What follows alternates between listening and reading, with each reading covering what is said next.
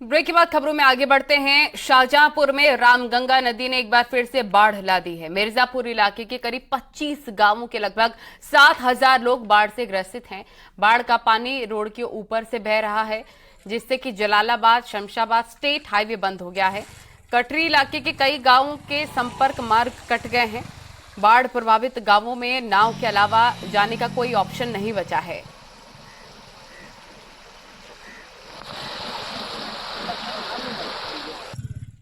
बहुत बड़ी दिक्कत है।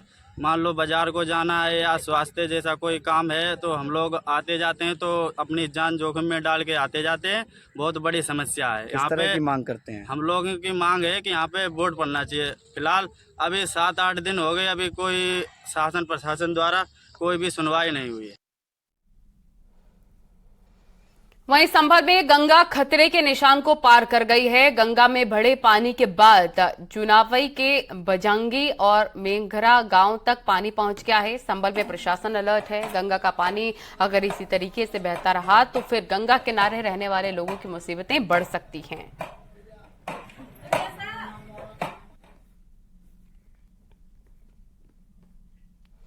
और अब खबर वाराणसी घूमने आने वालों के लिए है। पर्यटकों के लिए अच्छी खबर है। बाढ़ की वजह से बंद हुआ नाव संचालन एक बार फिर से शुरू हो गया है।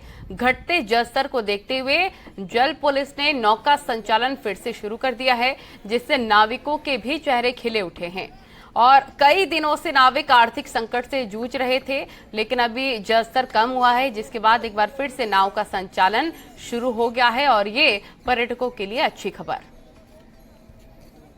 अभी भी गंगा का जल स्तर बढ़ा हुआ है, तो जिला प्रशासन की तरफ से हम लोगों को एक टाइमिंग दे दिया गया हुआ है। मॉर्निंग 5 o'clock से लेके इवनिंग के 5 बजे तक। अच्छा, क्या दिशा निर्देश है, मतलब कि बैठाने उठाने को लेकर? बैठाने का कि अभी इस टाइम जिला प्रशासन की तरफ से जो बताया गया हुआ है कि बस बड़ी बोट और मोटर बोट चले, और जो क्षमता है सवारी की 30 तो उस पर 20 बैठा के और बड़ी बोट ही चलने का आदेश है।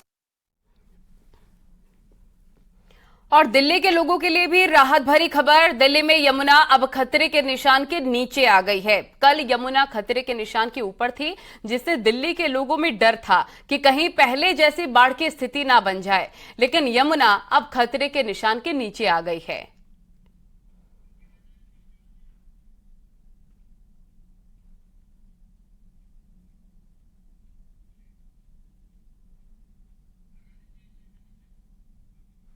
तो खतरे के निशान के नीचे आ गई है यमुना, जिससे कि लोगों को अब राहत मिलती हुई नजर आ रही है।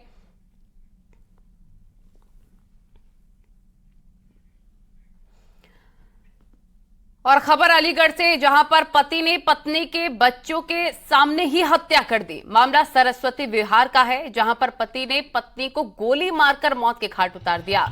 उस वक्त दोनों बच्चे मौजूद थे।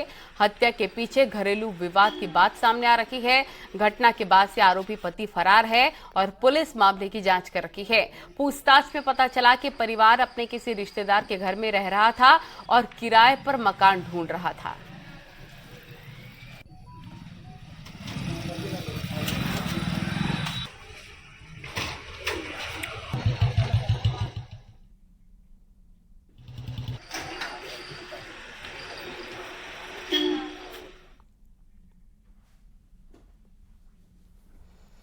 खबर अलीगढ़ से, जहां पर पति ने पत्नी की बच्चों के सामने हत्या कर दी। खबर हम आपको बता रहे थे, लेकिन आगे बढ़ते हैं। सहारनपुर जिला अस्पताल से नवजात बच्चा चोरी होने का मामला सामने आया है। महिला को 6 बेटियों के बाद बेटा हुआ था। इसको लेकर परिवार में खुशी का माहौल था, लेकिन उनकी खुशियां थोड़ी देर में दुख में तब्दील हो गई।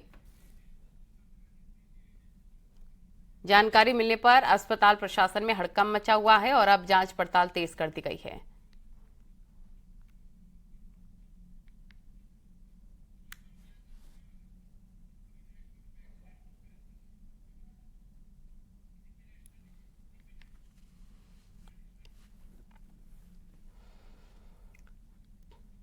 और झांसी के पुंछ थाना क्षेत्र में झांसी कानपुर नेशनल हाईवे पर बड़ा सड़क हादसा हो गया है और पाल ढाबे के पास तेज रफ्तार ट्रक ने हाईवे के किनारे खड़े ट्रक को पीछे से जबरदस्त टक्कर मार दी है, जिसके चलते ट्रक का टायर बदल रहे परिचालक की पहिए के नीचे दबने से दर्दनाक मौत हो गई।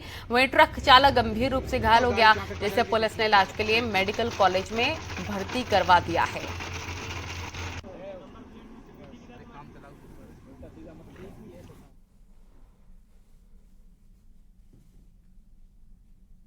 इस पूरे हादसे में एक की मौत हो गई है, एक घायल।